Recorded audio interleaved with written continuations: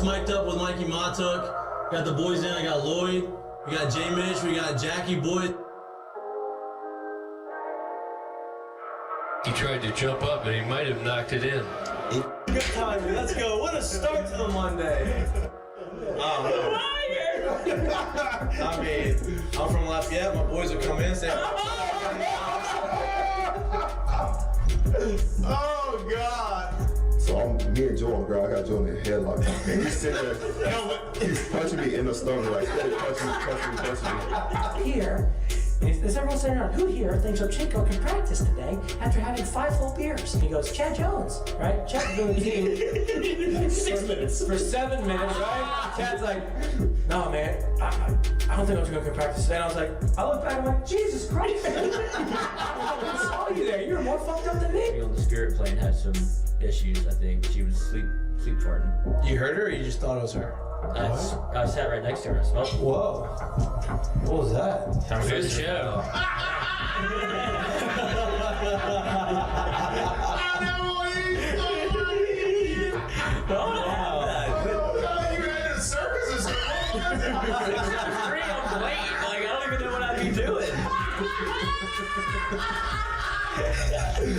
Now, when you do go to spring training, are you going to bring your chinchilla and your turtle? My dad tell you about it. The SEC is, God, they hate fat people. I mean, I get crushed for that. You know what I mean? It's like, come on, man. Hey, just the South, bro. You got a bunch of food down here. Like, they should Players. Look at Lloyd. You know what, Lloyd? You're looking for a recruiting coordinator, coach. I'm here. He's like, I'll piss my pants right now. No way. We're wearing gray pants, long gray pants. He goes, I'll piss my pants right now.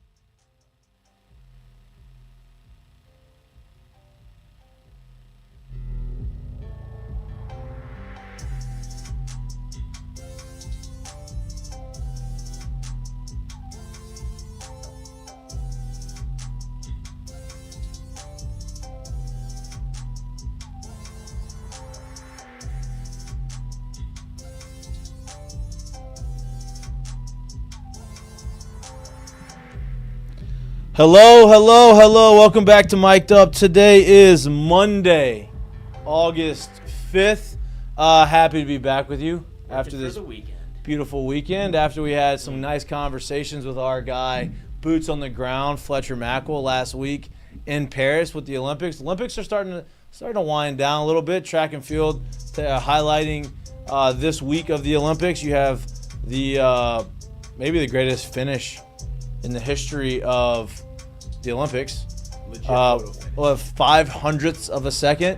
No allows I one. couldn't even give you a guess in real time when you saw it. When you looked at when you said, oh, who won first, who won second, the first and second times were the same technically. They didn't have enough decimals places to get to actual hey, no allows actually won.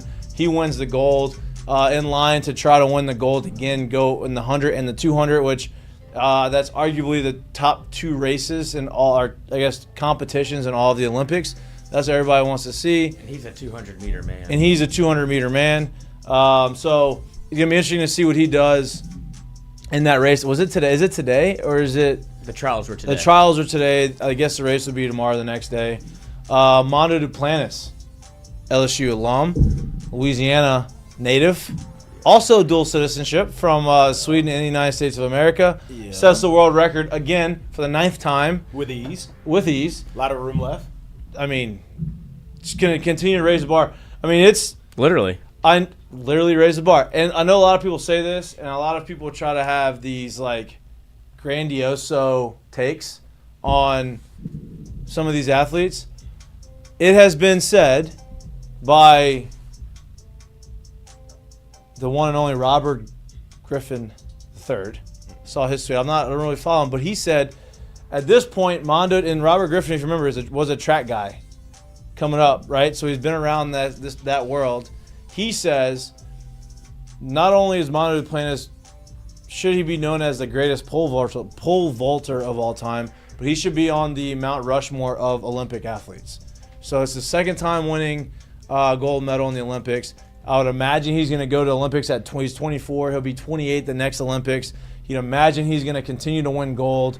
At that point, he'll be the highest, the most decorated pole vaulter in the history of the Olympics. He continues to raise the bar of the world records, and couldn't be prouder to say he's from Lafayette. Couldn't be prouder to say he's from Louisiana. We're going to get into that conversation a little bit later because a lot of people have some different takes on turncoat, on Mondo Duplantis, on why is he not representing America? Benedict Arnold. I don't have any problem with what he's doing. We'll talk about that. But congratulations to him. That happened today. Kristen Nuth and Taryn Cloth, great run for the women's beach volleyball team, the LSU women's beach volleyball team. They were in the round of 16, got upset by Canada in two really close games. They lost their match to Canada, but in two really close games. Great run, great representation. It was fun to watch. I wish they would have been able to, win a couple more and medal. But I think they proved to a lot of people they belong. Obviously, Kristen Nuss is undersized compared to some of the other beach volleyball players. But that was pretty fun to watch. Football practice is continuing to go and go and go. It's hot. They're not getting a lot of break from the rain over they started just in time. The week before they started, rained every day. Then they start practice, not raining. Not supposed to rain for the next really 8-9 days. It's very hot outside. Football season is about 3 weeks away. Vegas is right around the corner. A lot of things happening. Lloyd has been going to practice. Did not go today, but was there Friday. Saw the special teams, which seemed to be a debacle. Work in progress. Not so special. Listen, trying to figure it out, right? Hey, the returners got everything. Don't get up in arms. Right. We'll figure it out, right? Get in a rhythm with the punter, Up in feet. Figure something out. Maybe we'll get someone from the soccer team if they have to. Who knows? Got to catch it with your chest. Got a lot of guys performing really well. I think there's a lot of conversation about undue, criticism. This is the time where you're supposed to work out the kinks. You're supposed to get the timing. You're supposed to get the chemistry with your wide receivers. So I wouldn't look too much into Nuss throwing a couple interceptions here or there. It's more about getting that continuity with the receiving core. On the other side, though, I would look at the cornerbacks and say, man, they look good because they are playing well. Ashton Stamps has been the highlight, I think, of the secondary so far early in this camp. We'll talk about that. I said Lloyd has been there on the boots on the ground a couple times. We have not been there at all. So we'll see his expert opinion on what he sees. I did get caught in the huddle. Nobody noticed me. I was just mixing up with the boys. No, you weren't. Yeah, Michael Waddett just missed me. You were in the huddle? Oh, yeah. I was about the pylon. They just all came over here. They're working on one-on-ones. And I was like, oh. By yourself? Yeah. Why were you standing by yourself? I mean, well, at that point, you're like, I'm in here. I'm in here. I mean, I just need to grab a water bottle. I can stay forever. You should have started putting water. You should have gotten water. Couple squeezes. But why had you wandered off by yourself? That's what I. Because I watch different, Coach. I'm trying to get that all 22.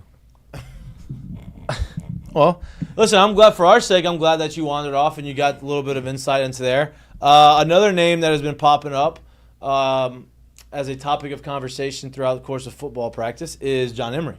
All right, John Emery transferred, did not transfer, has been back here, has been a tumultuous career. Decorated, in a sense, if you think about all the things that he has gone through. Was the top running back in the country one of the top running backs in the country coming out. I think the top running back in Louisiana. I don't know if he was the top in the country. Was he? Mm-hmm. The top running back in the country. And had some moments, had some injury issues, had some academic issues at one point. But he is back coming off of unfounded. 20s. Yeah, I think that was, a little dumb. But he's here. He's back, fifth-year senior, coming off ACL surgery, 8 months. He is competing. I don't want to say competing for the starting role, but he's competing for an actual important role in the backfield. And Brian Kelly is trying to figure out how healthy are you? Are you going to be ready to go opening day? And I think he had a little bit of a setback today. Had to come off the field, knees a little sore. Obviously, 8 months off of ACL surgery. You're putting a lot of impact. You're putting a lot of intensity on the knee, a lot of wear and tear, a lot of moving and cutting. So I do not fault the coaching staff for trying to do that, and I don't fault John Emery for saying, hey, put me in there, because they've got to figure it out, right? They got to figure out if he's going to be ready, because if he's not ready, Trey Holly still up in the air, right? You have Josh Williams as a starter, not John Williams. Josh Williams as a starter. And then you have Caleb Jackson, who's probably going to get starter type of work, right? And then you have Caden Durham, who's a really talented player, but a freshman. So that's really the 3 guys that you know right now, if the season started tomorrow, you can count on. So having another veteran presence in John Emery, I think, would be a welcomed sight for the coaching staff. But we'll see how he recovers and if he can kind of get going. And the last thing that I'll do, I think that's really it, actually. That's all we got for the Heineken headlines. Quick Yes, report love reports. from our guy Lon Sullivan. Yeah, Who great. does some boots on the ground reporting. Boots on the ground. Allegedly. Yeah. This has not been confirmed nor denied, but this is what he is reporting per Twitter. Preston He's pretty Hickey, good. He's plugged in, but I Yeah. don't want to. I haven't done any. Yeah, this is the only place I've seen it, so I don't want to put him under the bus or anything. Which you just did. Yeah, I'm just saying that he tweeted it, so it's Okay. his report. Okay. You're I'm right. giving him credit. Good point. LSU defensive tackle Preston Hickey no longer with the team. Strongest player on the team, allegedly. Okay. Just no reason. That's all it says. That's all we got. I don't subscribe. I would imagine that's probably true. Defensive tackle, right? Defensive lineman. Defensive tackle. Huh? Tackle. That's what I said. Yeah. Thin, maybe ish. Thinnish spot, right? But there's been a couple guys that have stood out in that position so far. The main one being, the freshman from Evangel. Stud. You'd imagine he's going to be right in the mix early on as a freshman. And the other one, and you brought up before the show, is who? Pius. Yeah, dude. I mean, the more and more we're getting to hear about him out of camp right now, when we're talking about this LSU defense and this LSU team, the more and more it seems like there is definitely some able and willing players, and you're gonna see a lot more spirited play, if you will, and honestly some togetherness.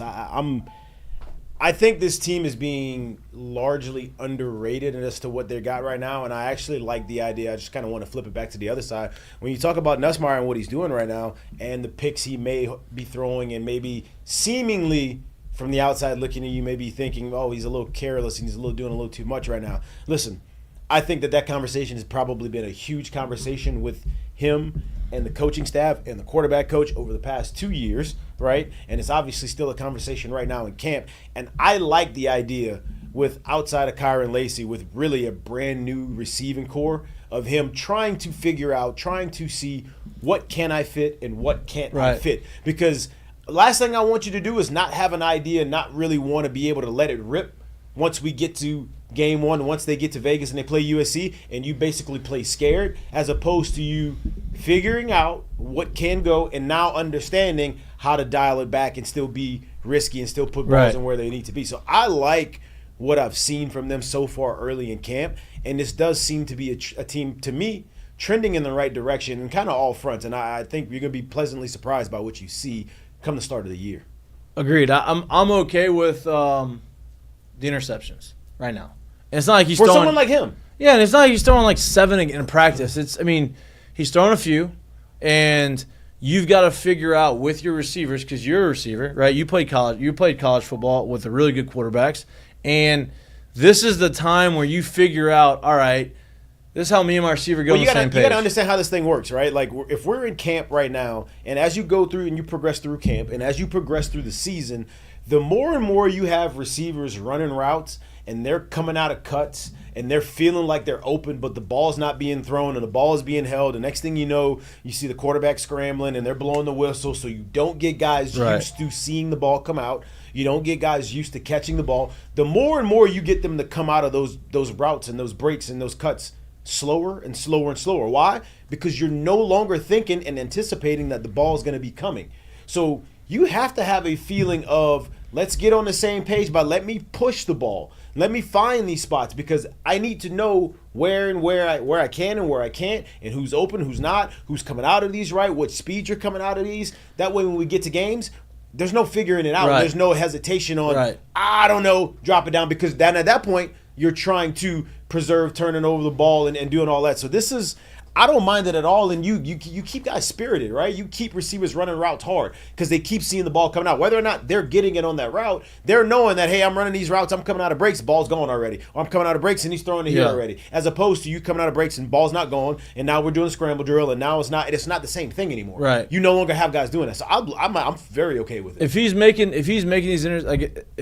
these throws with conviction, and he may be throwing a couple interceptions here or there, but it's coming out on time, in rhythm, and like you said, at any given moment you can get the ball. I think that's important. It's also important to understand, all right, what receivers can I throw it at? Who can I go back shoulder? Who can go up and get the ball? Who can make contested catches? Who's going to be able to – because at the end of the day, when you're playing the SEC, you ain't going to have guys wide open all the time. You're going to have to make tight window throws. You're going to have to make throws to receivers that maybe aren't open. You're going to have to throw them open. You're going to have – that's all chemistry. That's all receiver knowing, okay, in this look, when I come out of a cut, if this guy's on my top shoulder, I'm going to get the ball here. Or if this guy's trailing me or ahead of me, I'm going to get the ball here, right? This happens all now. This is where it starts to be built. So I'm not putting too much stock into, all right, he's throwing a couple, made a couple turnovers, had a couple turnovers, made a couple bad throws, maybe made some bad reads. I'm not putting too much stock into it. What do you think? No, and I just think it's – I don't want to say it's an easy narrative, but it's the one that I think that they probably want to avoid with Nussmeier, considering his past where people are like gunslinger. It's like, yeah, they're using – like y'all said, they're using these opportunities and these drills to take chances and see if I can fit it in these windows, because give people a chance to make a play. Like it – from whenever I was there and I saw them go 11 on 11, he was very measured and calculated with the decisions he was making. Like there was times where Major Burns like busted up into a screen and he threw it into the dirt. There was an out route that he tried to hit, or a bubble screen, I think. He threw it away. Like those types of things are like, those are the plays you want to avoid, where you're like, this is going to be a net loss anyway. But for him in one-on-ones and trying to like, let's see if you can back shoulder this ball. That's the other thing. Like the one-on-ones thing, like if he's throwing these interceptions in 11 on 11 when he's making and you're getting totally reads, fooled. Yeah, that's one thing. But if you're doing it in like passing situations where like, hey, okay, it's one-on-one, receivers are going up against the cornerbacks, and in those situations, like cornerbacks are going to win sometimes. Like it's like when you're playing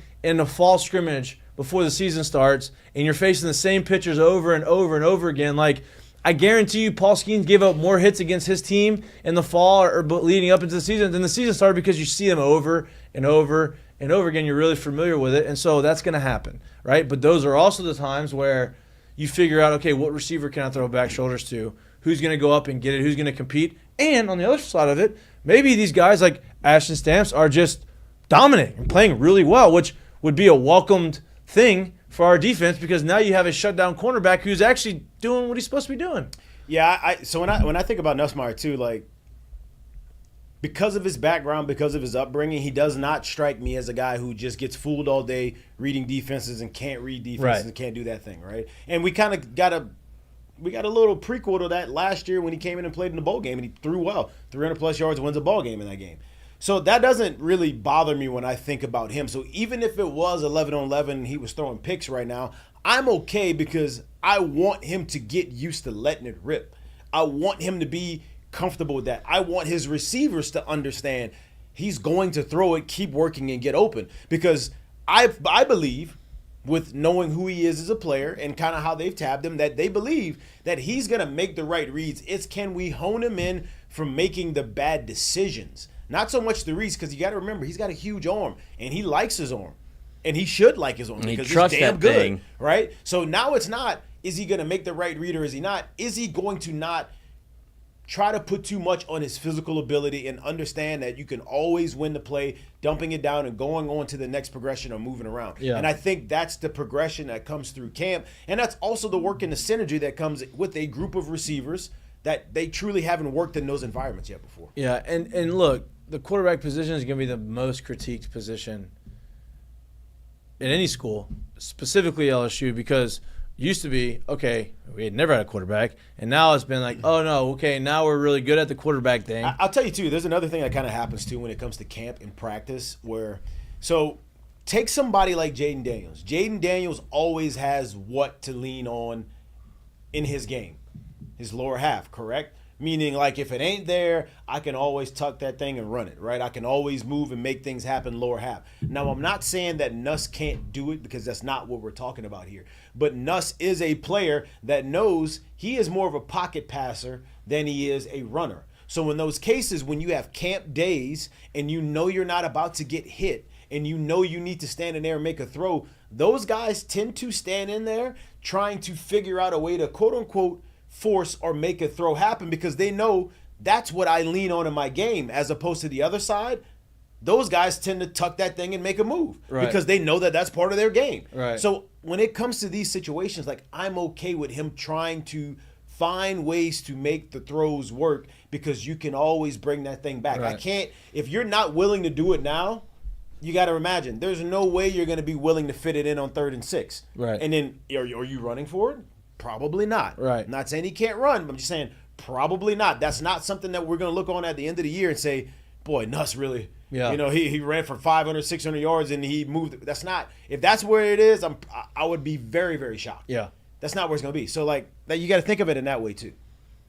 No, 100% agree, right? And, like, this is, like I said, it's 4th practice in.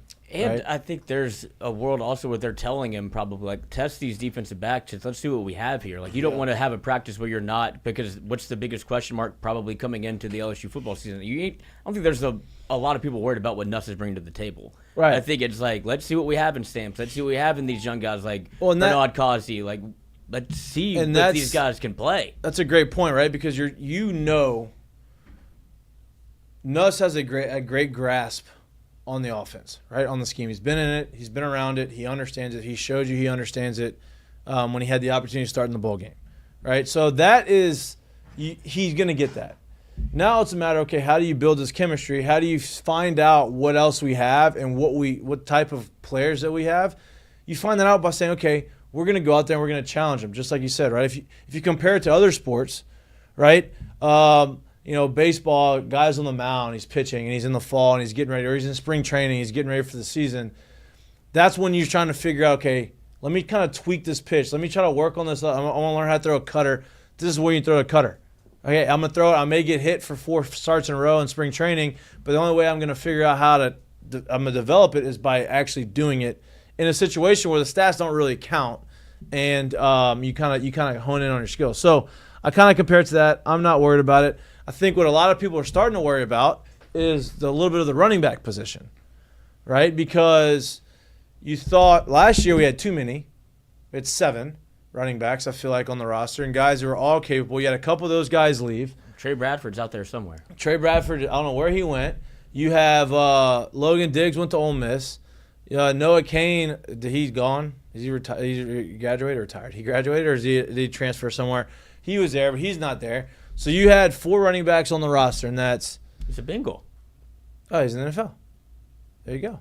So you have Josh Williams, right? You have Caleb Jackson, who looks like a monster right now. Monstar. You have Caden Durham, who's very highly touted, and people are excited to watch him. And you have John Emery. Those are the 4 guys that you have right now on the roster that are active. Trey Holly, up in the air. Don't know what's going to happen with him. Well, John Emery's hurt, coming off injury, and kind of came off the field today a little limpy, right? Not happy about his knee not being 100%. Season's 3 weeks away. How do you feel about our running back situation right now?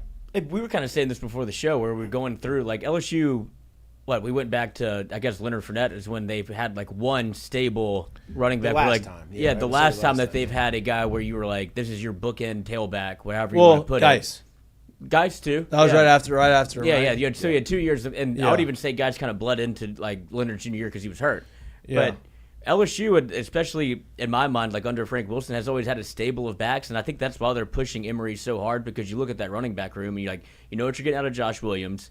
You hope you know what you're getting out of Caleb Jackson, who comes in looking like an absolute freak show, and then you're looking for that third guy just to be able to spell the running back room a little bit because when your offensive line is as good as LSU's is, you want to be able to take the ball out of Nuss's hands sometimes to where you can wear teams down and run the ball. And as much as they want to be able to do it, you probably need a third guy. Yeah. And I think that's why they're testing Emery so early on. He's not – I don't want to – not trying to correct you, but he didn't come off injured. He's just frustrated with the amount of maybe grind that he's going through to be able to get there. But I think he wants that. Yeah, he probably doesn't feel great. Play. Yeah. It's aggravating that he knows he's trying to do things that he's used to doing, can't do, which is normal when you're coming off injury. I think, you saw Caden Durham get a lot more run today. He's going to play a lot. Than he has in the last week. I think that is because, John Emery's not quite there yet. We've pushed him. So we're gonna have to get ready. Yeah, I think so obviously you want a running back room to be a little deeper than too deep just for the sake of actually being able to have depth there, just in case something happens.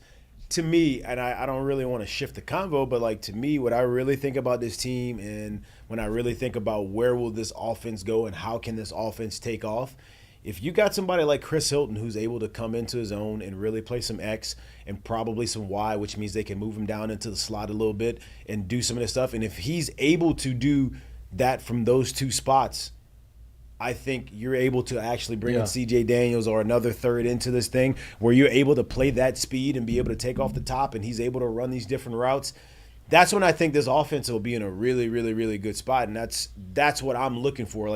Someone like Kylin Lacey who knows this thing well, who's played a lot of it, who's had to come in and kind of get in where he fit in the past, and he's going to I don't think he's just going to stick on the outside, but he's going to get the majority of that work probably at the Z and the strong side, right? Yeah. So if I'm able to take a Chris Hilton and play him on the weak side, be able to run him and do what you want to do with him, play him at the Y and kind of move him down to the slot and throw a C.J. Daniels in there as well and motion him over and do all these kind of things. If those guys can start playing the game in between the ears well, that's when this team is really going to do what they can really do. And that's when you see this offense really open up. And I really do think guys like that is where this offense lies and how prepared they are and how ready they are to start this year.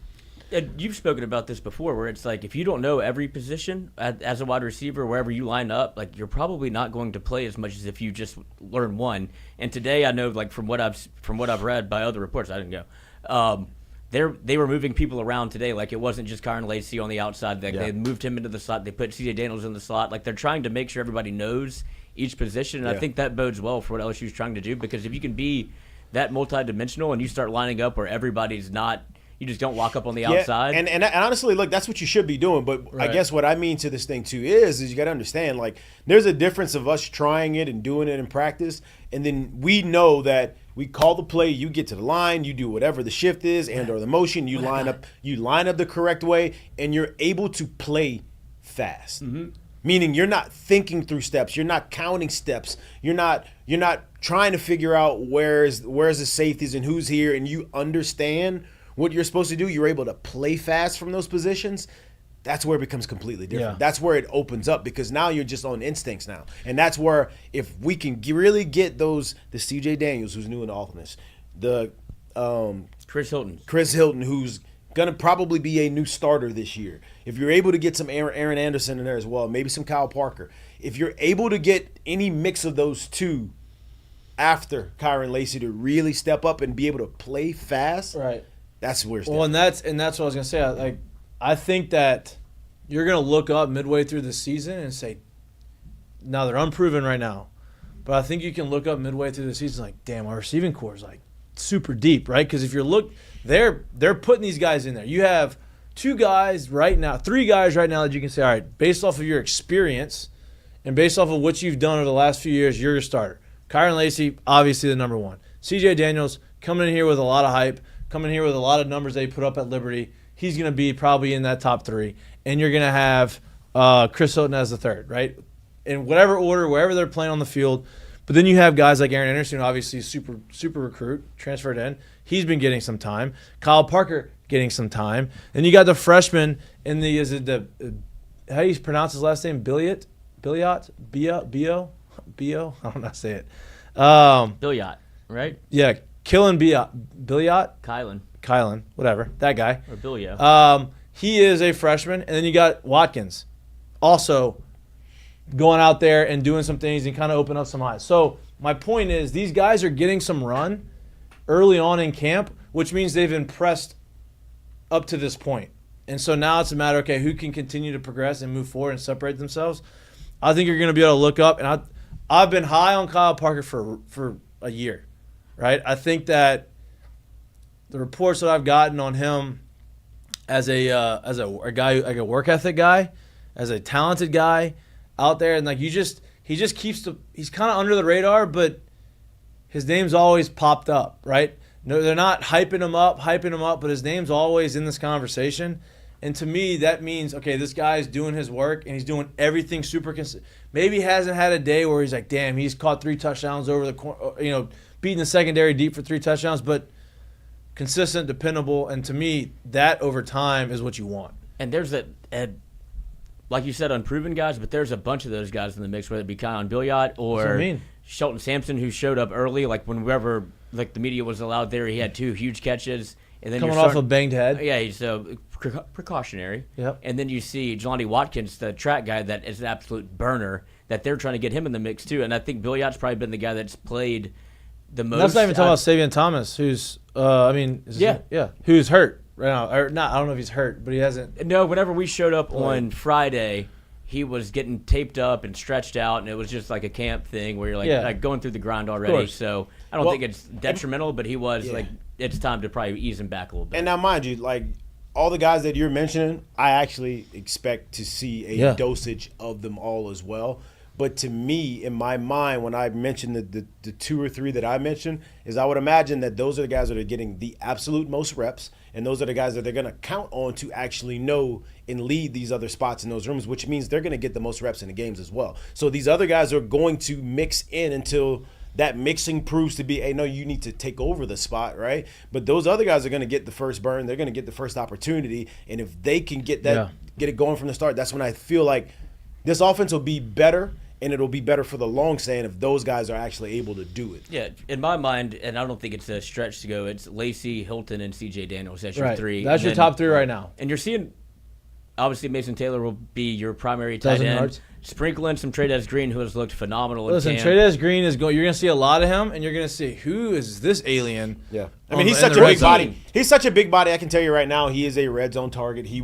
There will be some packages where inside the 20s, he is going to be a part of the game, and he should be, because he is a body. He's going to box you out, and if you put him and Mason on the field, that's a problem, dude. That's a problem in that personnel, because it is forever hard in football to find safeties or linebackers that can run with or that can play with that kind of size. And if you got 2 of them on the field at the same time, it makes sense in those situations. That's why when you look at these NFL schemes, that's why when you look at Georgia's got 2 tight ends every year, right? And their offense runs super smooth because it's a matchup nightmare, right? You see the NFL teams that have 2 tight ends, matchup nightmare. That's what everybody wants to be able to do. Patriots did this. It's hard to do it, right? Rest in peace. Everybody's like, why are... And it's also just a sidebar, too. Like, it's as hard as it is to play it in the past, when I see that that's the personnel you put out on the field, and if I have any inkling of knowing that both of those guys can block a little bit as well, well, then what are we calling? Right. What personnel am I putting in? Right. How am I going to match it on the other side? Do I put in 2 guys that are better in pass coverage? Do I put in 2 guys that are better in run fits?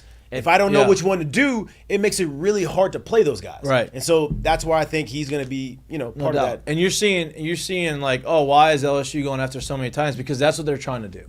They're trying to have options to where they can play two tight ends on the field. They can split one out. They can have one in tight. They can do whatever they need, blocking, receiving. You're going to see Trey'Dez Green line up in the red zone, and you're going to see him really not run much of a route. You're going to see him literally get in there and box out the cornerback and say, hey, just throw it up, alley-oop. Throw this thing up to me. He's going to go up and get it, right? Like, yeah, Sloan got on to Nuss today for he missed the third trade. No, that wasn't Sloan. It was Swan. It was Swan. Yeah. He's like, how do you miss a motherfucker that's 6'7"? Yeah, and right. So like, that's what they're trying to do with him, obviously. And not only is he 6'7", he's a basketball player. So like, he's sick. You might as well be 7 feet tall. He's also 250 pounds. Right. He ain't. It's not like a string bean 6'7". It is. That man's put together. And the part about the basketball player part, which is cool to me, lets me know is that I don't just have to elevate over you. That lets me know that he has body control. Right. So those back shoulder throws, those overthrows, him moving over the middle. There's a lot you can do with guys that have body control that are that big of humans. Yeah. It's hard for me to see him not playing a factor into what they do in the red zone. Now, I think he's early on gonna be more of an offensive threat than a blocker, right? I don't know what he looks like on the blocking side of it, but that is probably the biggest adjustment coming in as a toy freshman, right? Because hey, you're gonna have to go block a first rounder coming off the end. And to your point, like when you're talking about using, like they worked a lot in double tight personnel today. Don't forget the name Mac Markway. He's been out there a ton, and I know he was a little bit like injury history was the thing where he tore his ACL 2 years in a row. He's gonna be a grinder. He didn't play his senior year, but before that, he was the number one tight end in the country.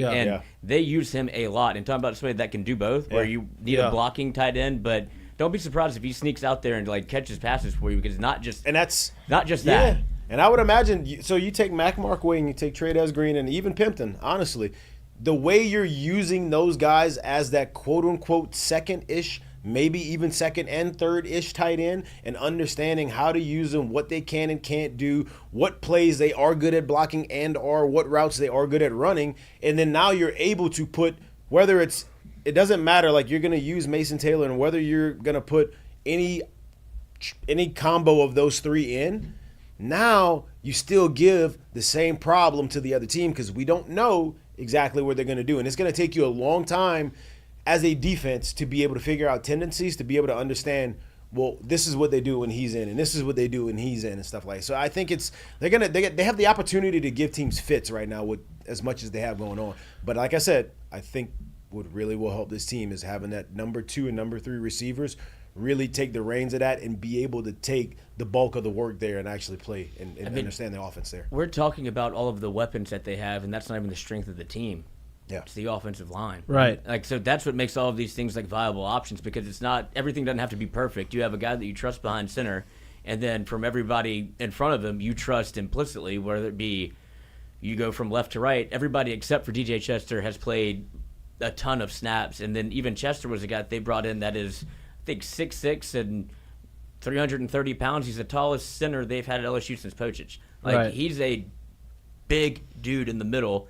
And so for LSU, I feel like even if things aren't going the way that you want with all of the weapons you have outside, you can still just turn around and hand that thing off. Yeah. And you know what's kind of flipping the script a little bit about on this conversation? We're talking a lot on the offensive side. I think a lot of the question marks on the defensive side. Now, obviously, receivers, all those types of things. But on the defensive side, that's like, okay, what's it going to look like? I think the linebackers are pretty much set, right? The starting rotation of the linebackers, they kind of understand who's going to be the top 2 guys, and they're going to mix in Whit Weeks, and some of these other guys are going to kind of move in and out. Whit and Wes Weeks. We're going to be moving in and out. But I think what the conversation has been about is I think the starting defensive line looks good.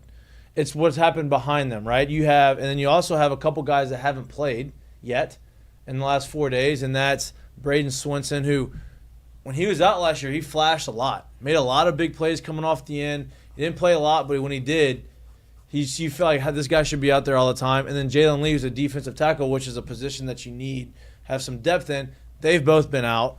But I think what you're seeing on the defensive side is the recruiting class that has been very highly touted the last couple of years.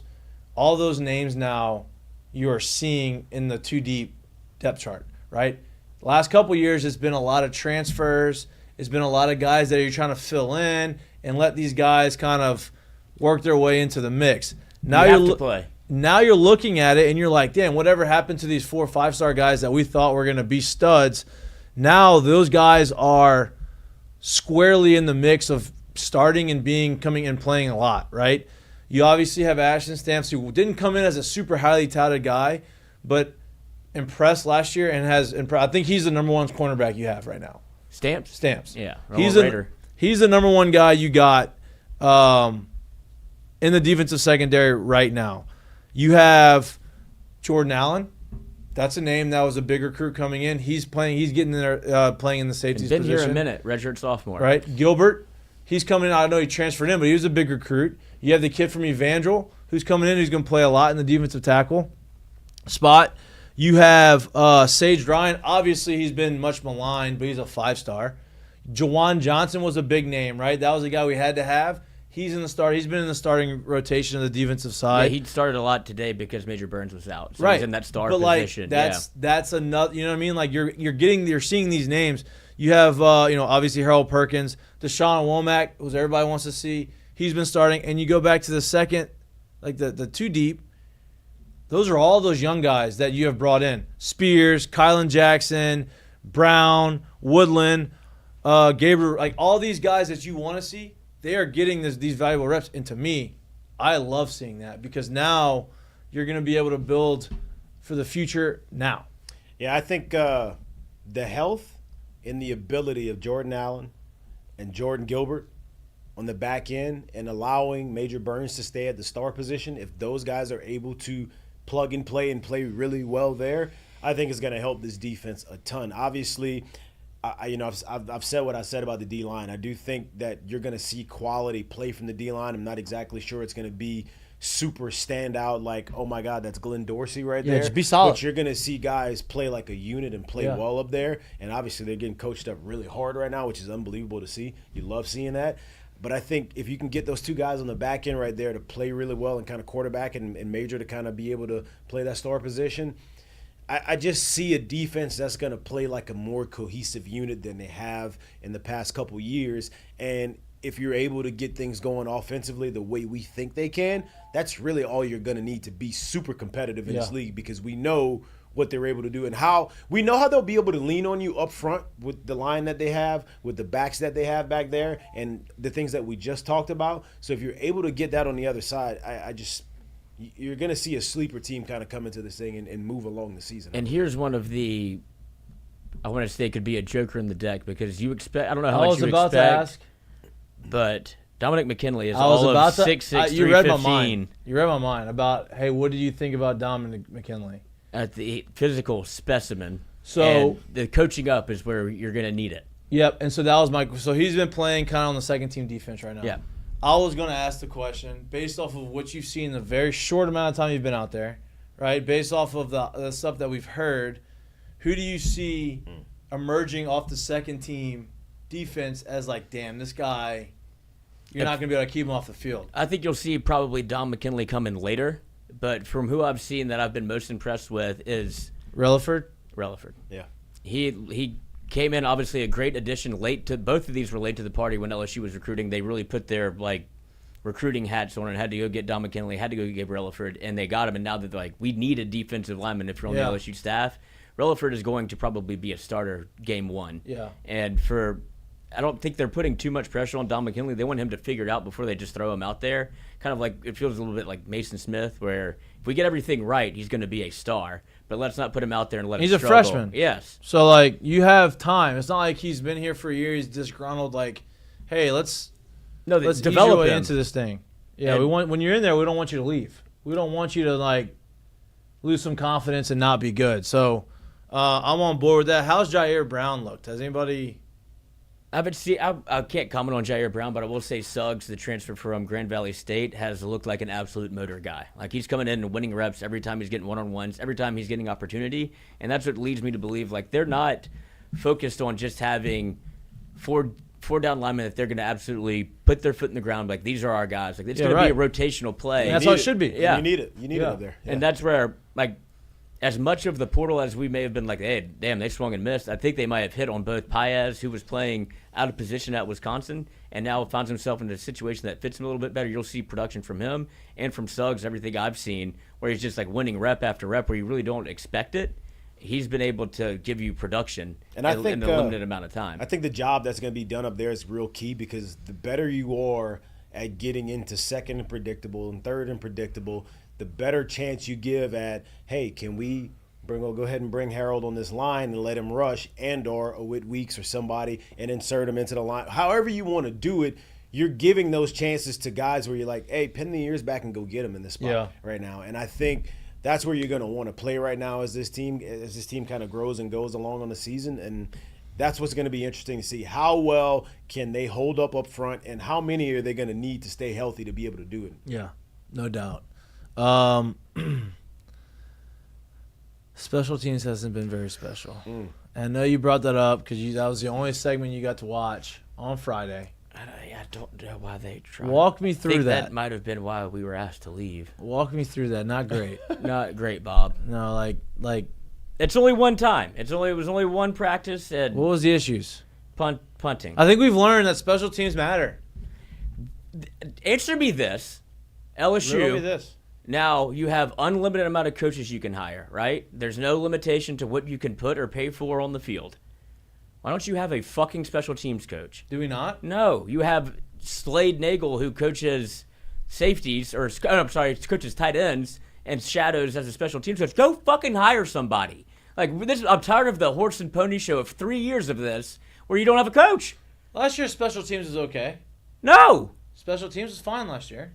They returned 7 punts last year. Yeah. But, they didn't make mistakes. Aaron Anderson dropped the first punt of the year. The issue last year wasn't the returning. You're just talking about catching the ball. Yeah. That's completely different. Imagine This issue right now is being able to get the punts off. Right, and you had right now. You had a punter that you trusted for a long time, Jay Bramblett, that was there forever. Didn't kick it deep, but he got the good rolls. He got huge rolls. Great and rolls. Also, only 2 returns all year last year. They understood what they were doing. That's a win. That's a win, sure. But these are not wins. What I saw, they were punting with the wind, and I clocked it from snap to catch, and it was 5 seconds. That's not 5 seconds of hang time. You're talking about snap to the returner catching. Yes. Oh, I thought when you were telling me this, I thought you meant snap to the punter catching. No, that would be it. That's what I thought he meant too. I'm like, that ain't going. I was like, so he's just deep snapping lollipops to him? No. I mean, are these punched straight to the guys, or are these angled? They're short. They did a couple of coffin corners, but those they did one right. But Coach, I can tell you right now. Who's our kicker? If it's going to keep looking like that, we're going to keep angling Danny that. Ramos. Oh, he's still there, right? Football is life. Yeah, he's still there. If it's going to look like that, they will start angling it away from people. So I'm not really that. If it looked like it did what I saw, they better go for it on every 4th down. Well, see, it's gonna be like. And it's only one day. It's gonna be like, listen, we had a punter in high school who was not very good at kicking. He was very athletic, but not good at kicking it deep. He's a receiver. He's punting. Obviously, it's high school. He averaged almost 50 yards a punt because Lance Kelly. He was great at hey, I'm going to kick this thing low, and I'm going to roll this thing, and it's always going to go forward. Maybe it's a skill that we just don't know about. And that's what I don't want to put. I'm not saying that they're going to do that, but. Well, also, it doesn't seem like they were working on anything specific, so I don't know if they were or not. But from what I saw, there was not one thing that you can hang your hat on and go, that was a good day of practice. We did exactly what we wanted to today. Well, that's probably why they got y'all out of there. Yeah, I think so. They were not happy. Some poor GA or whatever. It's early on, man. I wouldn't be that. I'm not trying. The sky's not falling, but it's August 5th. Even the poor coaches' assistants, they don't get paid lick. Somebody should have been getting laid into for it. It was the guy that does the spacing. They have this little PVC pipe that they get the space right. He was doing it too slow, and Brian Kelly was like, "Get in or get out." Yeah. And he was like, "Damn, I got chemistry later." I didn't want all this. I don't want any attention. Let me ask you this. It's August 5th, right? LSU's first game is September 1st, right? I would imagine they're probably going to go to Vegas. First game of the season, different time zones. How early do you think they're going to head out to Vegas? You don't go there very early, right? They won't be going there early. No, but the game's on Sunday, they'll probably leave when? Friday. Okay. So the time zone doesn't matter? I mean, it depends. I would imagine they're not going to practice there. So Right. Probably not until Friday. Okay, They're not so gonna you got stay there, are you they? have Yeah. They'll stay there the night before and leave after the game. yeah, you have 21 days basically. 20 Oh, yeah. No, 22, 23 days left. You have 3 weeks of practice left. Business trip. Right? You have probably another 2 weeks.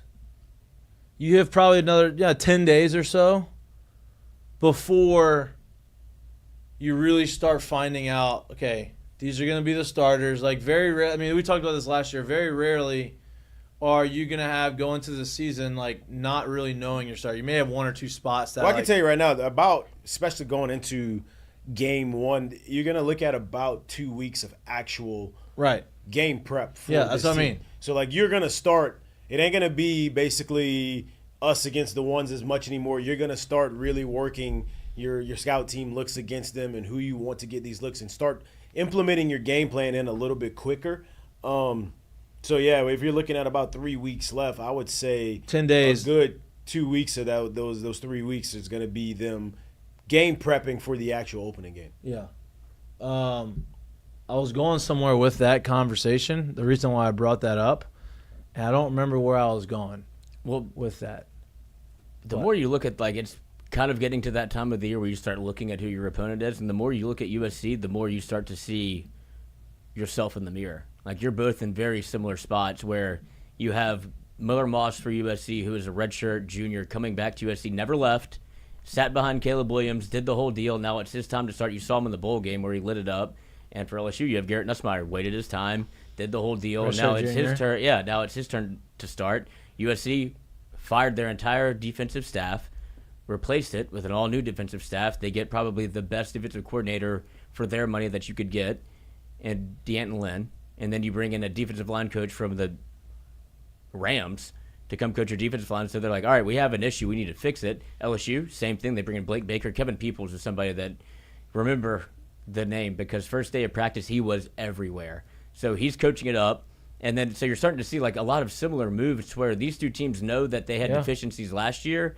And now you're going into it to where that first game of the year it's going to mean a lot, especially very early on when LSU was ranked in the top 25, number 13, and I think UCA, 12. USC, I think it came out today. 12, right? 12. And you gotta and realize USC is 25. Something like that. And you gotta realize too. I'm just gonna say this because of what we saw 23. for the last year or so on defense.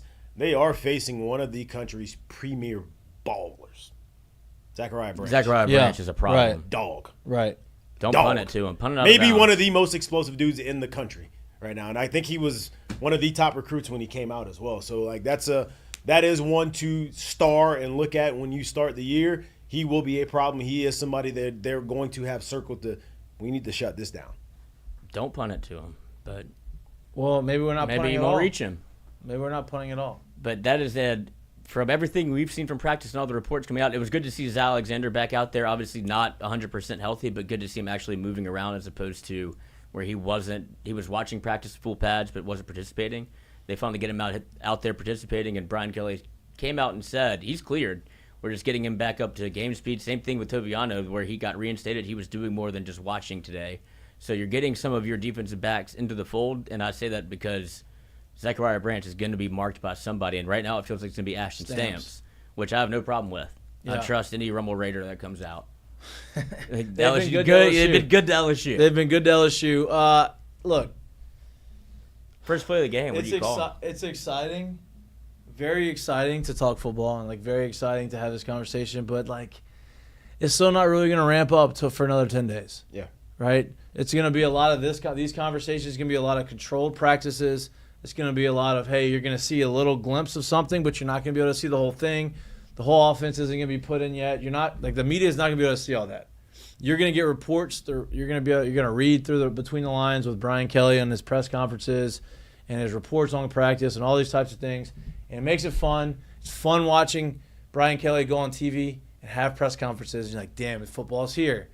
But you really got 10 more days before you really lock it in. I mean, it feels like they've been practicing for 2 weeks. It's only been 4 days. Mm-hmm. Like, that's what everybody's yearning for football right now. It's in that weird middle ground where you feel like, oh, it's pretty early, Yeah. but you're also like, it's about to hurry up and get here. It could be worse for us, though. You could be Michigan right now, where obviously Michigan just won the national championship. Your head coach leaves, goes to NFL, and leaves you with a pile of shit. And, Yes, he and did. he just doubled down too. Not 14 minutes ago. There we go. Today, I do not apologize. I did not participate, was not aware nor complicit in those said allegations. So, it's back to work and attacking with enthusiasm unknown to mankind. Double down. He got nothing to do with any of that. Hey, listen to me. Who's got it better than us? It looks like Sharon Moore is the one who had everything to deal with it because 52 text messages were deleted between him and Connor Stallions the day the initial report came out that Connor Stallions was the super spy. There's going to be, I think, a Netflix show, a documentary on Connor Stallions, which should be interesting. Seems like there's going to be some suspensions or punishment with Michigan, and Sharon Moore is left to pick up the pieces of Jim Harbaugh, who said, "Peace, I'm going to go to the NFL. You can't do anything to me now. I'm in the NFL. You can take my wins away, whatever you want to do. I'm here. Can't take away this tattoo. I did it. We did it. It happened. Good luck, Michigan. I love you, but I'm out." But do you?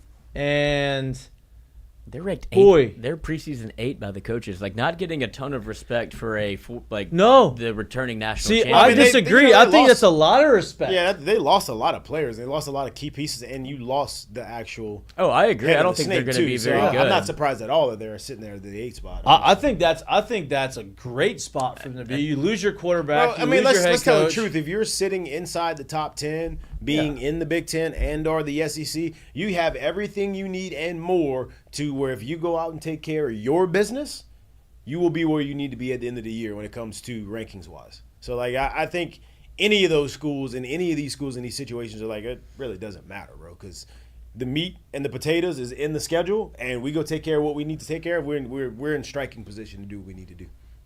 I mean, it They seems got like, Texas week 2. huh? They got Texas week 2. It seems like if he gets suspended, he's gonna have obviously miss some games. They're talking about potential postseason bans, loss of scholarships. Like, that's not great. I mean, he got put in a no-win situation there. Now, if the text message is deleted, or obviously, They were deleted for a reason. yeah, they're deleted for a reason. So he knew what was going on. Maybe Jim Harbaugh didn't know. Maybe Jim was locked in with Well, enthusiasm. Jim did him no favors by Just like- not complying with the NCAA at all, which I don't blame him. Like, we're on a national championship run. Y'all can. This is tomorrow's problem. Like, I'm not going to deal with anything that y'all are putting at the table. We're not handling this. I'll take my 3-game suspension from the Big Ten, and that'll be about that. But for him to leave, and now you're looking at the next year when actually you have to pay the piper, it feels like this is not going to go away anytime soon. Yeah, like, I'm not going to sit here and implicate the man, but, like, there's a lot of smoke where the fire was, and for your acting head coach, when you take the suspension to be deleting texts of stuff that he knows and you never got word of any of this stuff, that's just hard to believe. Yeah, of course it is. That's Yeah, just right. the- But but look, that's I'm the with story you. that's out. So 100%, it is what it is. 100% agree. And if you're in that camp, it's like, if Harbaugh didn't know anything about it, why would he not cooperate and not show his cell phone to the people that were investigating? And the only punishment that you can hit him with is a show cause in case he comes back to college. Like, I ain't coming back to college. Yeah, hey, Yeah. bud. I wouldn't have left going back to the NFL if I thought I was coming back to St. school. Diego. I'm It not. reminds me like of the Astros manager back. I forget who's the guy. AJ Hinch. Yeah, AJ Hinch, when it was the banging of the trash cans going on right in this dugout over there. I didn't know what was going on.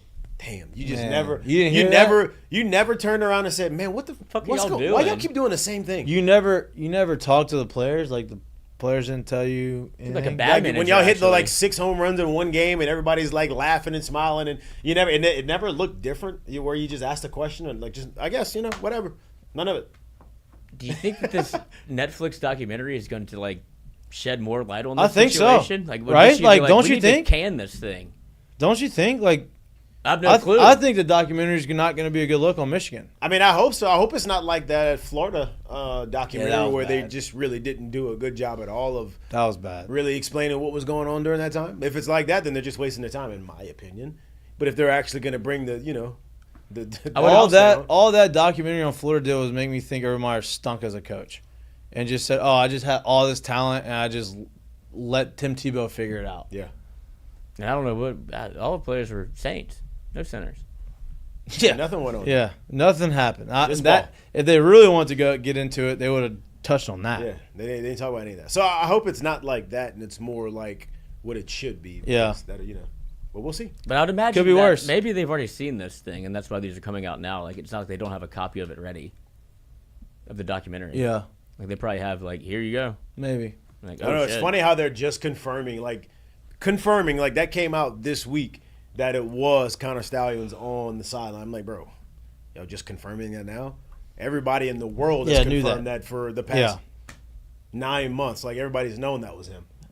Yeah, it's Tough. Listen, LSU's got a lot of question marks on their football team. It could always be worse, and at least we're not dealing. Look, we had to deal with a bunch of that bullshit for a long time. We haven't dealt with it for the last 3 years. The bullshit has been, it's all about football on the field. Are we going to have the guys to step up? Are they going to be like, that's what the conversation should be. I'm very happy that we're not in the drama side of it anymore. As of now, knock on wood, that it doesn't. If you're with me. Yeah, it doesn't get to that point. But I'm excited for football season. You can feel the buzz start to happen. Everywhere you go, conversations about the football team keep coming up, which is always a good sign. But we're still a little ways away before it gets real. It gets real. Hard Knocks Knocks. tonight. Wow. Look at us. Look Is at that that. tonight? Yeah, tomorrow. Tomorrow night. Yeah, tomorrow night. Hard Knocks tomorrow night. So, like, you're going to get your football fix for another 4 weeks. Like, preseason games are this week, right? There's got to be NFL preseason games this week. Thursday. They start Thursday. Yep. So, you're going to have football on your television screen from here on out. And that's exciting. Lions Giants, who's already getting in a little bit of a scuffle in camp. That Kicks off the NFL preseason. Yeah. I mean, you said that Amon-Ra St. Brown was getting a little cocky with his money, and you thought the reports were on the. I guess you found that on Twitter on the internet. Mm-hmm. They're saying, "Oh, nobody came to his defense because Nobody did. He got but he was kind of like, Well, that didn't seem like a Dan Campbell team to me. man, I wouldn't look too much. My armrest. I wouldn't look too much into that. Would you? I mean, Nah, not really. I mean, if he watches the tape back, like, damn, where everybody at? I mean, maybe. I wouldn't feel good. No, but like maybe they. You're right. But Like, that scuffle. thing went on for a while, and There is a nobody got in scuffle. there. Amon-Ra St. Brown went after the entire team. The entire team, basically, the Giants kind of jumped him. I don't want to say jumped him, but they got in a little, like, scuffle. CJGJ and then does it everybody again. Got in there. He's always in there. But, yeah, you're going to have that going on. They are playing on Thursday. Yep. 6 p.m. New kickoff rules. Get excited. When is that going to – It's already started. They did it in the Hall of No. Fame. When is that going to bleed into college? Never. Maybe after the year, honestly. I mean, the kickoff's dead It's in definitely college, going to too. bleed into college. Yeah, like it's dead in college. I wouldn't be surprised at all if they brought it there. You can't – I mean, that's a big change. I'm kind of all for the I thought am of too. bringing back the excitement of A what return. of a return on a kickoff. Me too. Like, I get it. Like, it looks goofy, but I'm tired of that play being a dead play. That used to be a play where you held your breath because you didn't know if it might pop or not. Like, didn't wanna I'm tired leave. of that not being a thing. You didn't want to leave when the kickoffs happen. Now it's I'm gonna go to the bathroom during the kickoff. Especially if you knew it it doesn't. Like, think about it right now. When you watch that play right now under current rules, but not thinking about NFL today, it doesn't matter almost how explosive of a returner you got. You already think like, this ain't going nowhere. It kills the play. Like, nobody wants to see. That's the reason why they moved the extra point from the 3-yard line to actually being an extra point, to where you're like, this isn't a play off. Like, this is a real thing. Like, it can't be 98% of the time that we don't get a return. But now it's a strategic play. John Like, this Carney is like against the plays are going to be Jacksonville drawn up, right? Like, that's the coolest thing to me is like it's going to be weird and it's going to look goofy for a while. You'll end up getting used to it.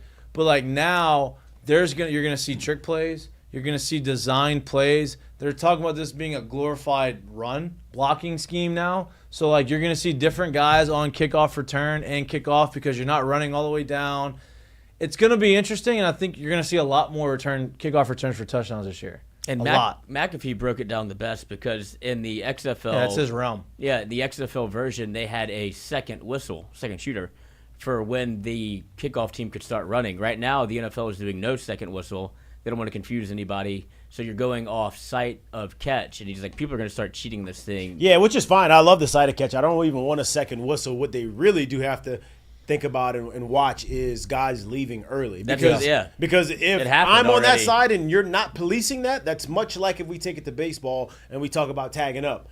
I'm leaving it early all day, coach, because that could possibly give me tackles, that could possibly give me sacks, which means I'm on the roster, which means I make the money. Yeah. Right? So if they're not, that's what needs to be policed and not so much the second whistle on the catch and go. That's like in high school when you only had 2 umpires and you would cut the corner on the third base and you wouldn't touch the bag. You never heard that Tommy play? Tanks. You would cut it to where you wouldn't even touch. Yeah. So like if there's a play going and you have nobody watching you, a lot of guys would cut the corner. That was being taught to where you're getting home a lot quicker, right? So like if you're not policing it, people are going to try to figure out how far they can stretch and I it. guarantee you in the league, in every special teams meeting, what's going on, if that's not being policed, they will abuse that rule. And they should. Because that's how competition happens. But that's got to, like, that is too big of a change of football for it not to be trickled down to the other leagues. Well, yeah, it already happened in the Hall of Fame game because on the first kickoff, somebody left early. They didn't call it. They were like, okay, obviously they talked about it at halftime because on the next kickoff, nobody left early and they still called a penalty. Like, we're going to start trying to have to watch for this because – and that's where, like, McAfee got into a bigger dispute. Like, are we going to do this in the Super Bowl? Like first kickoff, we're gonna redo it. Well, and everybody's gonna you'll get more used to it, and you'll figure it out. It'll become cleaner, right? This is the first time they've ever done that. But if you're throwing a penalty and there wasn't a penalty, it already goes to show we're not really. Well, this is it's the first preseason. one. It's a preseason for the referees too. They're gonna have to get out. This is part of it. Yeah, I really wish they calls. would have come to terms with if you kick it into the end zone, we start at the 35. That was the deal breaker.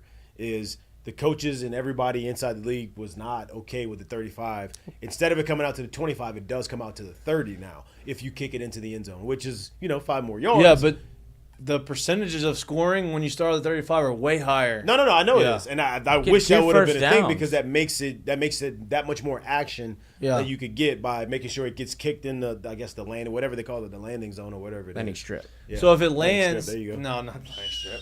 If it lands, what is the rule? Can somebody explain me the rules? It's complicated, right? So if you kicks it in the end zone, it comes out to the 30. If it lands in the end zone, it comes out to the 30. Right. If it lands in play and then rolls in the end zone, 25, 20? That I don't know. Right, because there's an advantage of that. Yeah. To where, hey, I kicked this ball, it's gonna bounce in play, go into the end zone. You're not getting 30 yards. I want to say it's 20, 25 yards. The 20. 20-yard line. Yeah. So back to the old, hey, go back to the 20, which that's obviously an advantage for the kickoff team. Yeah. I got him. Here we go. Boom. Landing zone is the area between the receiving team's goal line and the 20. Any kick that is short of the landing zone is treated like a kickoff out of bounds, so it's part of the 40. Any kick that hits in the landing zone must be returned. I mean, it's 20 yards. It's a 20 right. yard rate. You should be able to do it. But here's my thing. So if you kick it short of the 20, you start at the 40. So even if it's in play. Yeah. Wow. There's no onside kicks anymore. So, Right. that's already out. So, I mean, they're basically treating anything that's not in the landing zone. See, I don't love the not onside kick thing either. I don't love it either. I wish they you don't get them, but so you're because of the alignment. You can't now. But so you're telling me stop almost. You're telling me at the end of a game, you're down 17 points. You're down. You're down 10 points, and you have a minute to go, and you end up scoring with 32 seconds left. Game's over.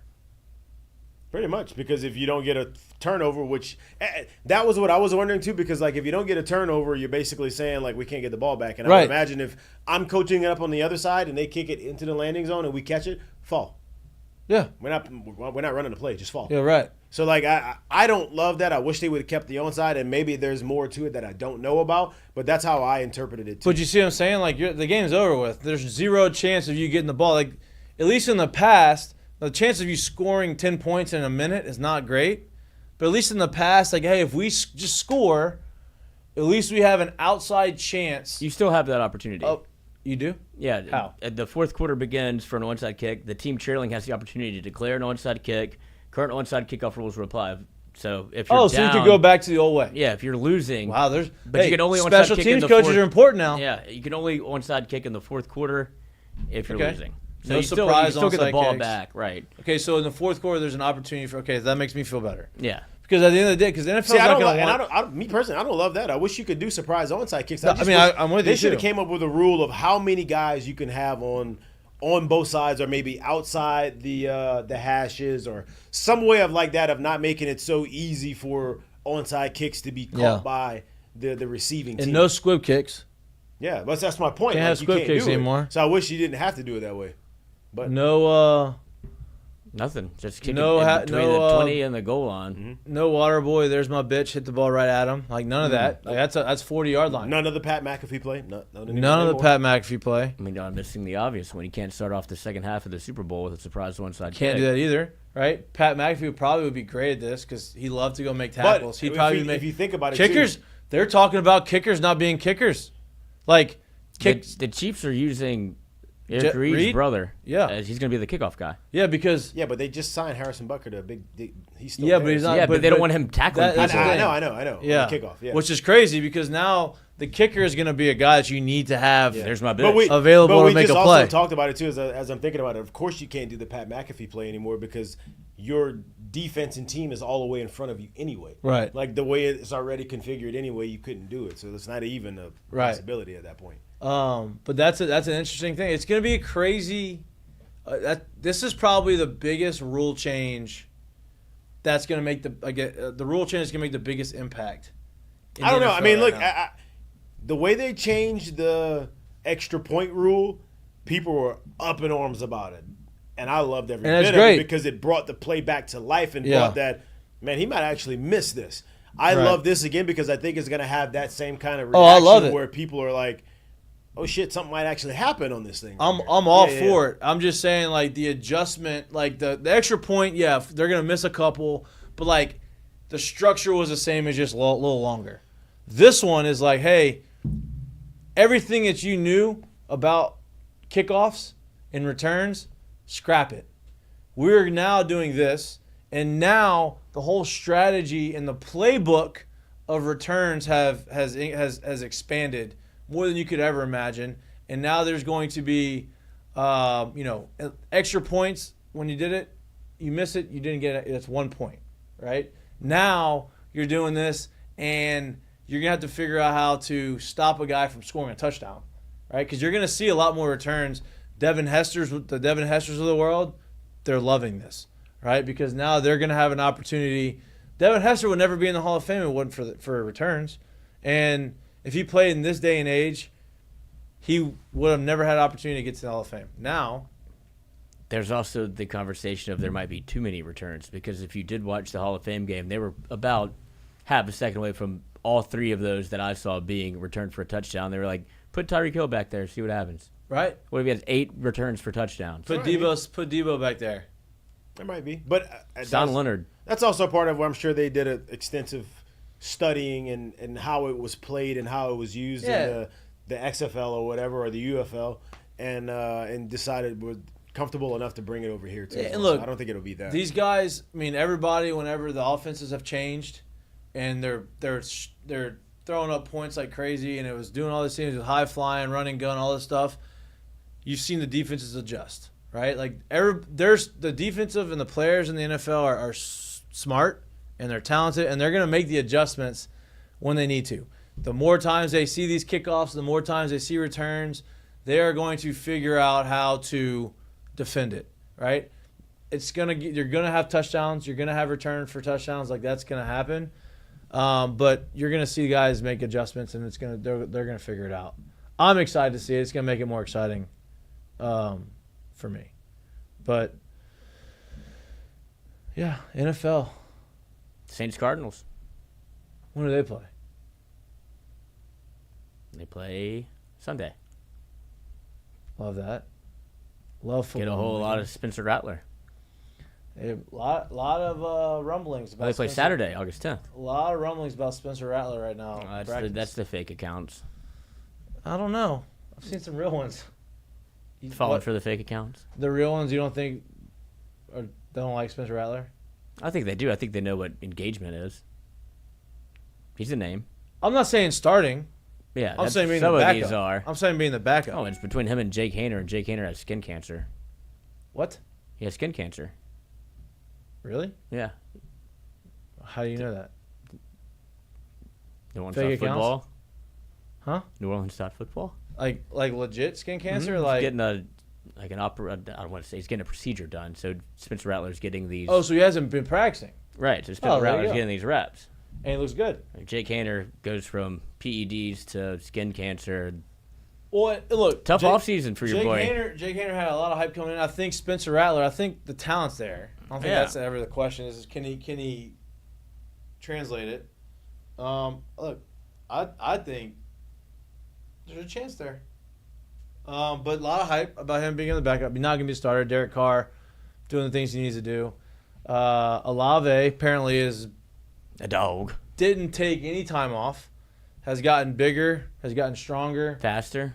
Maybe hopefully faster. Best shape of his life. Best shape of the life season. But yeah, we talked about him the other day, man. It's for someone who with the numbers that he's put up in the first 2 years, and you can look at it and say, man, it's a little disappointing though. You're like, if he kicks it up to that next level, different. And I think that part of kicking it up to that next level is just him and Derek Carr being on the same page. It's a big part of it. It's a huge part of it. Yeah, I would agree. I mean, you saw there's times last year where they were not on the same page and it looked bad and he was open and Derek Carr missed them or he ran the wrong route. And there's other times where, like, he got conked in the helmet and missed touchdown passes, right? Like, he made some really big plays, but it took him a little while. It looked clunky early on. I don't think that you're going to see that this year, which I'm excited to see. But Saints plus 1.5. there you go. Spencer Rattler show. Spencer Rattler show. I mean, it all comes down to the Saints offensive line. They don't have one. Yeah, I know. But you do have. Well, you do. So you don't Cubes. have one. Got a Kubiak. You have 2 young tackles. Left tackle that you just drafted apparently has been looked really good. Obviously, he's a rookie, though, so you have to figure that out.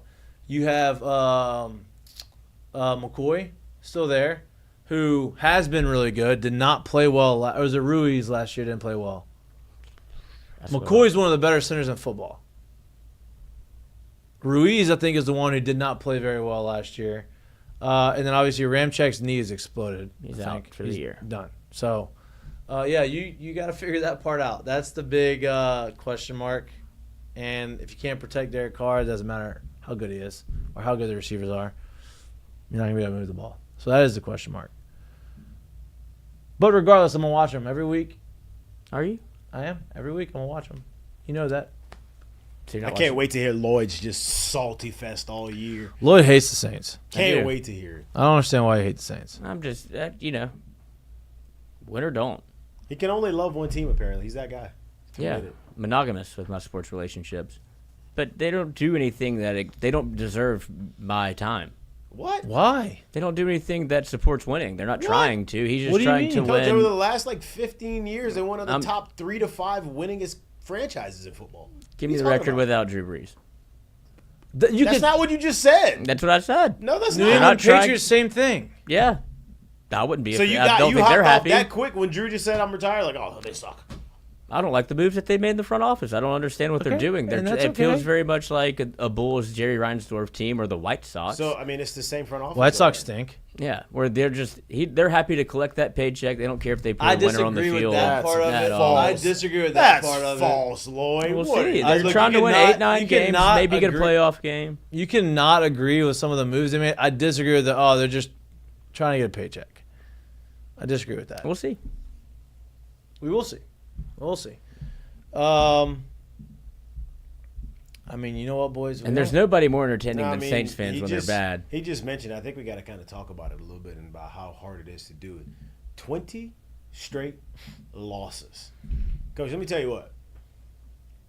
It's At the embarrassing. highest level of competition or the lowest level of competition, that shit is hard to do. It's embarrassing, honestly. And I scratch my head to wonder what kind of mental fortitude you got walking around that clubhouse every day, because It's miserable. at some point, it's not about talent, bro. It really isn't. At some point, it's about getting it done over the other side, and that has not happened. And I think the number is like 25 straight days they haven't won a single baseball game. Now, obviously, they're not on the field for all 25 of those days, but it's been that damn long. I'm counting the amount of Almost games. a month. I was about to say I'm counting the amount of games they're playing in August, and because they have off days. So you got 1, 2, 3, 4, 5, 6, 7, 8, 9, 10, 11, 12, 13, 14, 15, 16, 17, 18, 19, 20, 21, 22, 23, 24, 25. 26 games in August. 26 games? So that's what they have in August. Yeah. And they've lost 20 straight games. So they've almost lost a month of Straight. baseball games straight. That is so incredibly hard to do. And you know what the crazy thing is? They're not guaranteed the first overall pick next year. It's a lottery. That's like the best part of what they did when it comes to baseball and how they've gone about that. Can't just completely tank anymore like that. It's you're not guaranteed the top of it. I mean, that's embarrassing. Stink. That's embarrassing. It's embarrassing. It really is. I mean, they made movies about this, and the Cleveland Indians. Oh, excuse me, Redskins couldn't. God did it again. The Guardians. Oh, wow. They were never the Redskins. I mean, wow. Chief Wahoo couldn't even do that. I mean, look, the Miami Marlins have a $12.5 million payroll right now if they trade everybody away, and I think they're better than the White Sox. Yeah. And on the flip side of that, too, just throw another little LSU plug in there. DJ LeMahieu, walk-off hit. Hey, getting a little hot. You called it. Walk-off He's hit. getting a little hot at the end of the year. Yankees start. Hey, you know how it goes, man. You see teams that kind of go through that dip in the middle of the He year. went through at the perfect time. Ooh, because they're those about to teams get. I'm talking white hot at the They're end of the about year. to get hot, and they're about to get hot right before the playoffs. You have Aaron Judge has 41 home runs. Close to his record-setting pace of, I think, what was it, 2022? Maybe Yeah, we had 21? 63. Yeah, he's close to that pace. He's like 3 homers off that pace. Yeah. He's got 100 RBIs already. Yeah. He's hitting 320 last I saw. Almost, 41, 42 homers? 41 for sure, unless he hit another one in that last couple Yeah, days. 41, I think. Speaking of home runs, it's Castellano's day. Another major news outbreak of something bad happening in the world. This is when usually. What time was he? It was plus 700. I saw. I already took it. I'm You not took missing this one. What? Stock market crash. Yeah. Castellanos goes deep. World market crash. Yeah, he'll bring it back up. It's not crash. It's crash. It's tanking. It hasn't. I don't think they've It's called like the it. White Sox. I don't think they've called it a crash yet. It's a recession. It is. Yeah. It is all the good stuff that we had. It's correcting itself a little bit. The beauty of the beauty. There's no beauty in it, but if you look at recessions or you look at markets, you look at the bad times of it, they don't last near as long as the good times. Except for when they do. No, they don't. Historically, they just don't. That Black- is. Have you ever heard of a Black Friday? Yeah. But like, if you go look at the length of time that the markets are down, they're not down near as long as they are when they're in a bull market. So my point is, you just got to weather the storm, and it hasn't crashed yet. But if you want to go and make your money back, go and bet on Castellanos to hit a homer, and that'll brighten up your day a little That bit. mattress money. That's what I do. It's all under the bed. Yeah, trust that's the- I don't that's trust- not great either. I don't trust the banks. That's not great either. I'm recession proof. Okay, whatever you say. Everybody else up there But sweating. 20 games in a row is brutal. Brutal. Hopefully they can get a win for those guys, because right now that clubhouse cannot be. I fun mean, it's to got to be be around. quiet as it's ever in there on a daily basis right now. can't be fun. And then you're playing in a home ballpark that probably has nobody there. You think They're they got some hanging boys- banners Hey, for 20 losses. You think they got some boys that started drinking before games yet? Or what? Oh, yeah. Let's make this fun. Let me Did you get see through the it. Did you see the Kansas City Chiefs where they were doing the drunk goggles for the quarterback contest? Like Yeah. they're not worried about a thing. Well, That's kind of what the Disney- quarterbacks do too, though. Yeah. They did the Not Disney really that, bat but, race, right? And he And they had the. Have you ever seen those goggles? yeah. Yeah. driver's ed. I was nails in those. Oh, are you? Yeah. At 16, you're new New- from early age. You're ready. Yeah. Okay. Some people just, my gallbladder's fine. Stewie's is not. Which, speaking of, Yeah. sad news for this week. This will be the only day that you get us, and I apologize. I do too. We tried to not have this happen.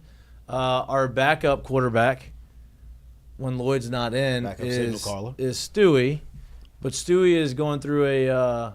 I don't want to put all of his business out there. He's going but through a some health things that he's crisis. just not going to be able to. Yeah. Nothing like dire. I say dire. Nothing like detrimental to him.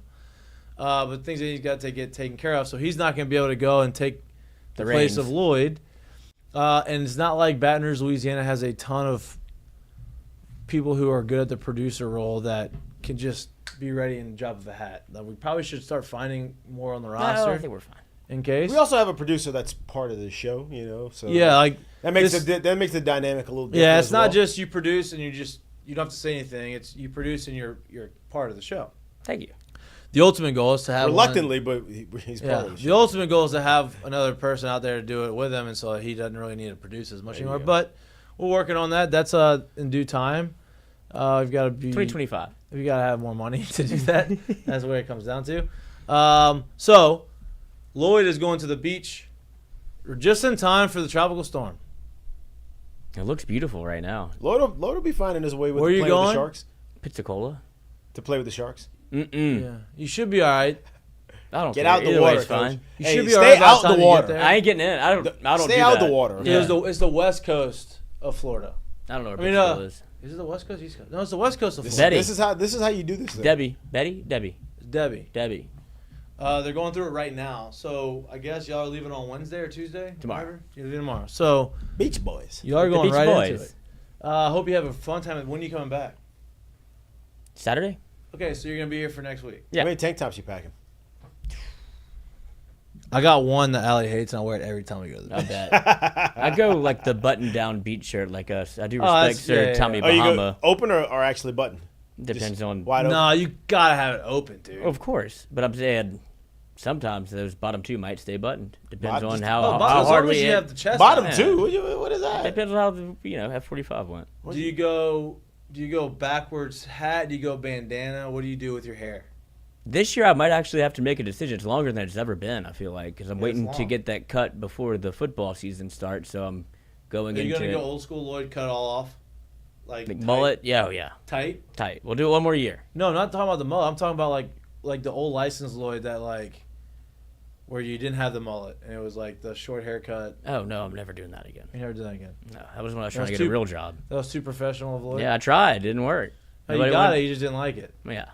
Yeah. So it worked. You just didn't. Just don't see me doing a 9 to 5, 5 days a week. Well, you can do other jobs that are not 9 to 5. I'm doing it. No, I mean. Well, if you could pick a job for me to do, No, that's this is normal. great. This is what you. I want. I don't want you to leave. I need you to do this. But I'm saying, what would you pick me to do? That's a normal job. That'd be like, you could do this. You could be in some sort of sales. I tried that. What in what? Jewelry, Okay, but cut. you color. could sell. You could do what they're doing here at Indigo. I could. You know what I mean? Like Cold call. that's not. People are calling you. You're selling a service or a product that these. I that could they sell a want. service. All right. On that note, let's get to our mistake of the day. It was brought to you by our friends at Dozy Place. Our mistake of the day is. Some people would say this is a curtain call. Some would say mistake of the day. It depends on your personality. Luke Combs, man of the people, had his best friend sing on stage with him as their fantasy football league punishment. I wouldn't imagine that a lot of people would be thrilled. Two things about this. You want to finish? You can finish it. Oh no, go ahead. Okay, two things about this. Luke Combs, awesome that he still has a fantasy football team with The his high best friends school from high friends. school. Yes. Right? Like, man, these guys are on, like, they've known you since you were a kid. You stayed best friends. I think you see a lot with country singers for the most part. Like, Simple people. They're pretty true to, like, their boys from, like, longtime friends. So he's in a fantasy football league with 12 of his best high school buddies. Got to be 11. His 11 11, of his he's the high 12, school buddies. yeah. Two of his all-time best friends ended up losing, tying for the worst team in the league. And as a punishment, they had to get up on stage at one of his concerts and sing, which is awesome. I'm not going to play the audio. I just want to show this. And like I said, for some people, I'd imagine Luke Combs' friends are probably okay with it. But this is all-time like nightmare fuel for some people. And listen, they brought up an ice chest on stage. Yeah, you got to own it. You had to be drunk, Yeah. like, no doubt. I mean, and Luke Combs, it's not like he's opening up at, like, the Texas Club. Oh, no. This still has thing to rocks. say, This would be DaShawn Foster got nervous speaking at Big Ten Media Day. Yeah. This is a little bigger than that. There's And- thousands, and it's on the internet, so you're seeing millions of people are seeing this. And Yeah, they came out dressed to the nines. That's just an unbelievable. if you're gonna do this, you've got to embrace it. And like, they're not expecting you to be good, Right. and so you just gotta wear it. And you can't. It's not a whole song, I don't think. No, I mean, you got to. Apparently, he crushed it, though. What was he wearing? Just the old trucker fit. Little cut off. Yeah. How drunk do you think he is? Oh, hammer drunk. Listen to me. he dragged out an ice chest on stage. Awesome. So Kurt, When do you mistake think? of the day? Yeah, there's a curtain call too. Depends on what you're into. But like, at what point do you think you're like, fuck, I'm gonna have to be the one? This fantasy football team stinks. Like, when do you get nervous? Since it was a tie, they both were probably like, oh, they're so. I mean, because they both Jockeying. had a chance not to be the last, and then I guess a scoring issue happened, and they ended up tying. Like, this is our nightmare. This is better. Let's just do it together. At least you have two of them. Yeah. Made it better, no doubt. That's a good one. Yeah. Okay, curtain call brought to you by our friends at Assured Partners. Curtain call. We've been talking about this for quite some time. The Olympic Village, known for its nefarious deeds and whatnot. I mean, I feel like you could have flipped it, but it's, I mean, like. A curtain call to her, dude. Do what you want. So this Olympic swimmer, her name being Luana Alonso, kicked out of the Olympic Village. what country? Paraguay. Paraguay. Kicked out of the Olympic Village for inappropriate atmosphere which she had created. She was not participating in any of the Olympics. Environment. Wait, how is she there? How is she in Olympic Village? She not didn't participating? qualify for the finals. She came in 5th, but Oh, she so was she still was there for, there. like, But the, she went for the final, but she stayed anyway. She's like, I love it here. Of And- course. Yeah, but apparently she outwore her. Whoa. Well, outwore her welcome, and was asked to be sent home. But they said that she went to Disneyland too much instead of supporting her teammates. I find that What hard to event? believe. Butterfly knife. Butterfly stroke. Oh, so she was a swimmer. Mm-hmm. Yeah. Listen, that's We knew it was going to happen. Yeah, but listen, They're strict. why? Why punish? What inappropriate activities?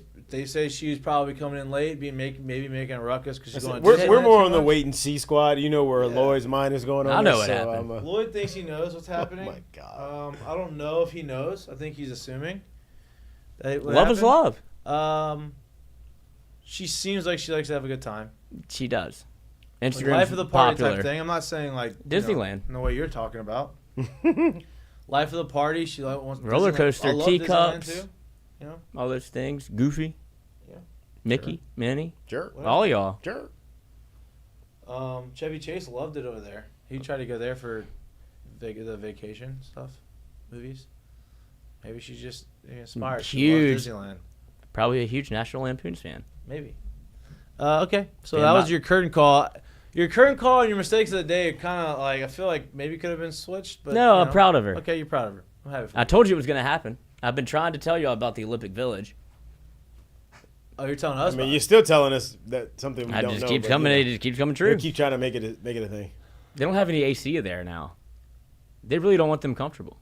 Well, let me ask you. So like She was comfortable. in the Paraguay is Olympics, probably warmer. you have. It's in Paris, but you have they're spread out. So you have Olympic Village. Like, some people have to like stay somewhere else outside of Olympic Village if their like competition is further away. I know the basketball team is only an hour, so they're at Olympic Village and they would drive. Do they? Drive an hour, right? They're staying in like hotels. Yeah, I figured yeah. they might have. I don't know. Hotel, but like You- you take you- the train. That's what Snoop has been on the train with them going to. Gets that paid hour. $50,000 a day. Yeah, right. So like, but it's an hour, Who is- right? It's different. Snoop. Huh? He's getting paid $50,000 a day, allegedly. $500,000. Oh, $500,000 a day. Good for him. I'd be. out He's there making doing it, too. $7 million at the Olympics. I'd be doing it too. No shit. But And look- whatever costume you want, what's up? He's been entertaining Let's go. too. Equestrian. Oh, he's. I'd be the most entertaining for $7 Yeah. million. I'd rather What? him there. Pay him more. He deserves more. No doubt. It's insane. But so like people that don't like the surfers. Obviously, we talked about that. Their Olympic Village is actually a cruise ship. So like they're like 6,700 miles away in a. That sounds It's miserable. it's France. Like it's part of France, but it's not France. If that Côte makes sense, d'Ivoire? right? So like they are there because that's where the waves are at. Man-made. I think it was where was it? I forget exactly where it is, but they're obviously not flying back and forth from Olympic Village. So their Olympic Village and that part of the Olympics is on a cruise ship. So they're living on the water. Interesting. Interesting. Yep. What's yours? But because I know where you're going and it should be what ends it, I'll go to the one that was maybe one upped a little bit. But there's a picture floating around the internet right now of first day of college for one, Mondo Duplantis, and two, Sha'Carri Richardson, as they were freshmen showing up here at LSU. I will give a curtain call to Sha'Carri for finishing second, silver medalist in the women's 100-meter finals. Impressive output, and it was pretty cool to see. Also, And- shout out to St. Lucia girl who won the first. well, I mean, the gold St. medal Lucia ever. girl was first. That was first ever by anyone from St. Lucia. Yeah. So I'm sure she's a folklore there as No well doubt. now. But give it to her, and because I know where you're gonna go with the final one, which is where you should go and where the show should end. So, My curtain call is to Louisiana's own, LSU's own, Mondo Duplantis. He is continuing to raise the bar, right? Continuing to accomplish feats that have never been accomplished. He has set 9 world records. This is him setting another one right now. Look how high that is. Like, I mean, if that is that not probably one of the best pictures you could ever have in like your man cave at home right there? I mean, That's dope. unbelievable.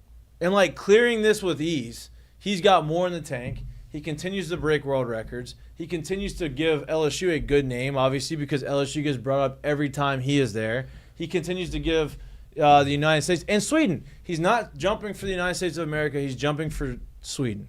And I think people get upset about that. Why is he from America? He's from Lafayette, Louisiana.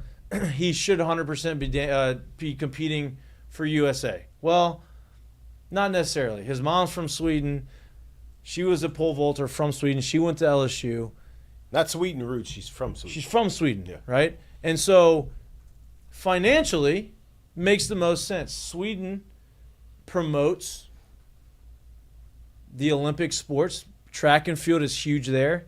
And so he has the opportunity to have all the resources he needs a little bit easier. It's tailored around him. He is the star of Sweden, of the track and field games over there. And so I don't fault him one bit for going and jumping. He's not traitor to his country. He has roots in Sweden. And if you say he should go one way or the other, like, you're just insulting the other side of his heritage, which is not right either.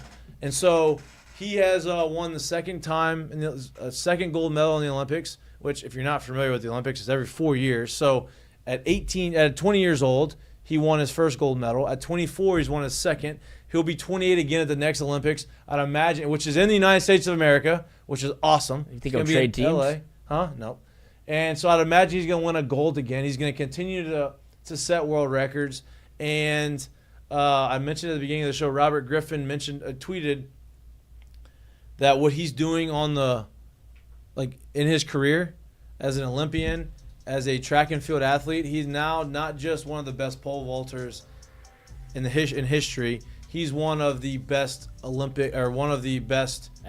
athletes ever to come through the Olympics. He's on the Mount Rushmore of Olympic athletes, and he's going to continue to do that, and he's going to continue to grow, and he's going to continue to get better. And I am very happy to watch him do that. Everybody knows Antoine, his older brother, who is the all-time hits leader at LSU. Is the all-time hits leader at LSU. I've got to know the family a little bit. Obviously, they're from Lafayette, a lot of mutual friends. I've known them. I've got to watch them grow up. It's really cool to watch this. A lot of pride for me coming from my home city, and a lot of pride coming from my home state, regardless of who he's jumping for.